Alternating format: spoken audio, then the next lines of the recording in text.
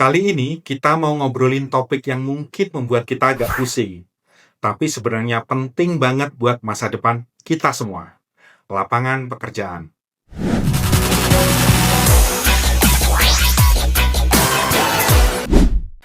Jutaan anak muda yang tiap tahun lulus sekolah, lulus kuliah, terus masuk ke pasar kerja. Ini jadi PR buat negara kita. Data BPS Februari 2025 aja nunjukin angkatan kerja kita itu berjumlah 153 juta lebih. Kalau nggak diimbangi sama lapangan kerja yang cukup, jelas angka pengangguran bisa meroket. Per Februari 2025 saja, angka pengangguran terbuka kita sekitar 4,79% atau sekitar 7,23 juta orang. IMF bahkan memberikan prediksi pengangguran di Indonesia itu akan menyentuh di atas angka 5% di tahun 2025 ini. Angka-angka di atas seringkali lebih tinggi di kalangan anak muda yang baru lulus. Kenapa? Kadang skill yang belum tentu cocok sama yang dibutuhkan industri, alias skill mismatch. Belum lagi isu PHK di beberapa sektor. Terakhir kita dengar industri media, dan kemudian disusul sektor perhotelan, dan kemungkinan akan disusul juga oleh perusahaan multi-finance. Ditambah lagi otomasi dan AI yang makin canggih, bikin beberapa pekerjaan yang manual tadinya jadi terancam. Belum lagi kita dengar pemerintah konon akan menunda penerimaan PNS di tahun ini. Akhirnya sebagian menganggur. Sebagian lagi memilih bekerja dalam apa yang kita sebut selama ini sebagai gig economy. Serta sisanya kerja di sektor informal, di mana jaminan sosialnya tentu saja masih minim. Pemerintah mungkin sudah punya sekian banyak strategi, tapi terus terang aja, kita butuh sinergi berbagai macam strategi yang lebih gila lagi. Pemerintah perlu punya terobosan implementasi yang lebih cepat dan terukur.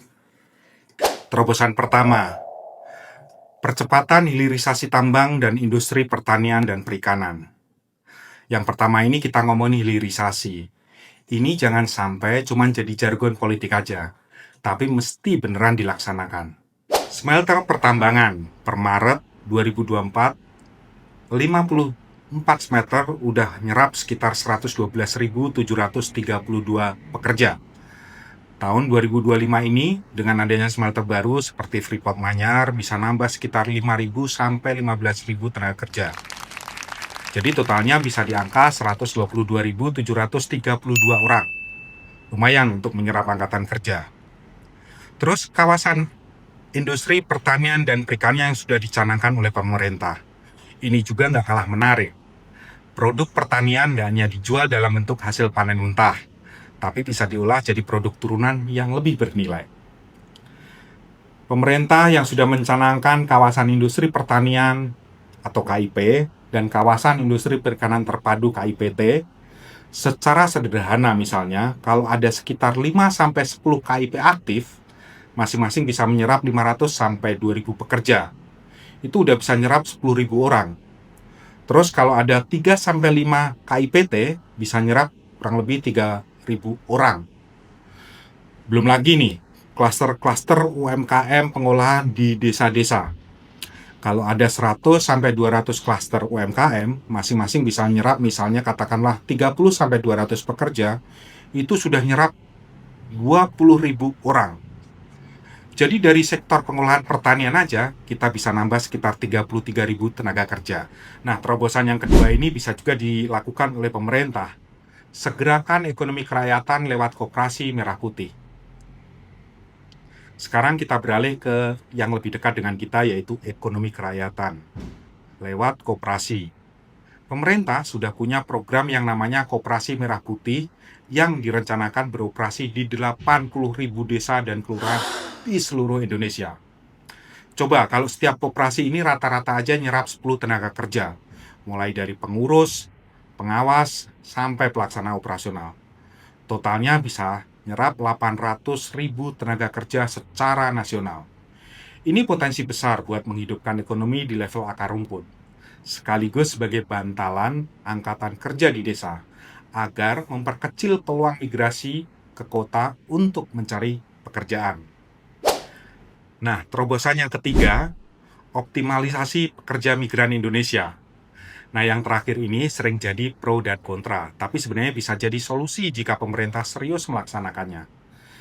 Pekerja migran Indonesia atau dulu populer dengan sebutan TKI, Tenaga Kerja Indonesia. Banyaknya angkatan kerja, sebagian bisa dikirim ke luar negeri untuk bekerja di sektor-sektor yang memang membutuhkan.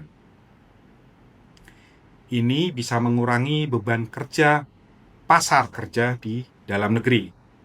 Plus, biasanya kan mereka kirim remitansi atau uang yang dikirimkan ke keluarga mereka di tanah air.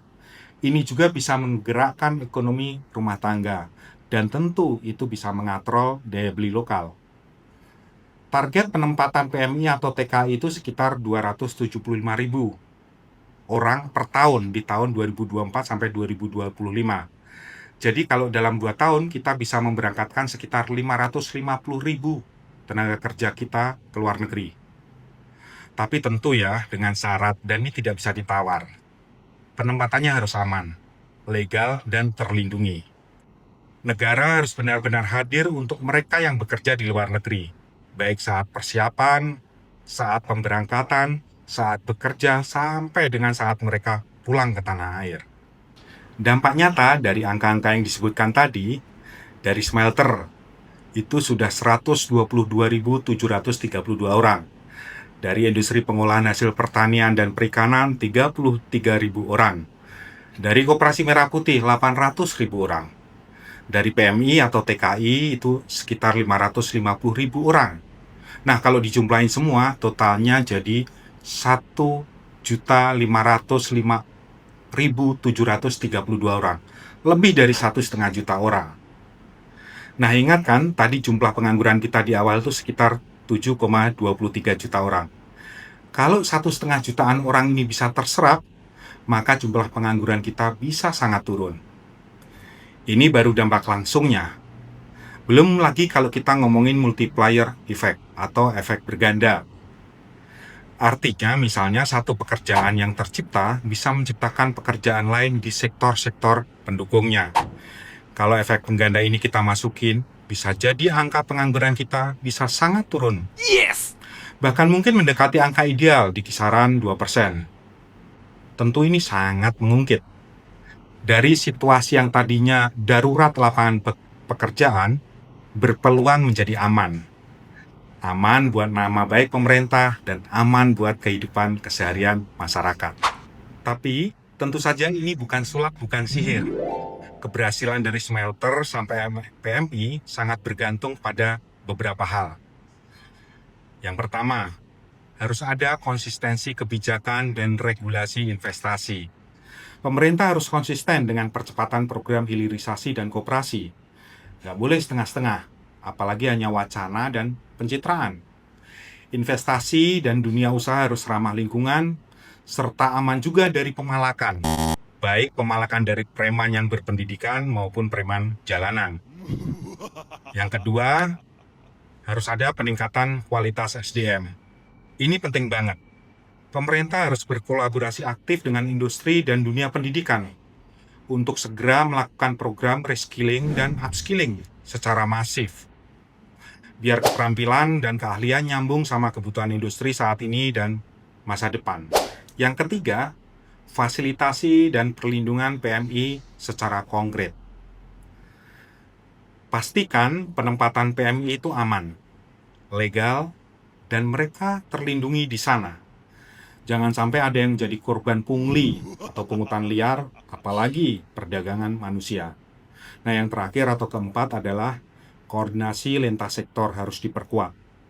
Pemerintah pusat, pemerintah daerah, dunia usaha, dunia pendidikan, dan masyarakat luas, semua harus solid untuk berkolaborasi. Jadi, Indonesia kita ini masih punya potensi besar buat ngatasin masalah lapangan kerja.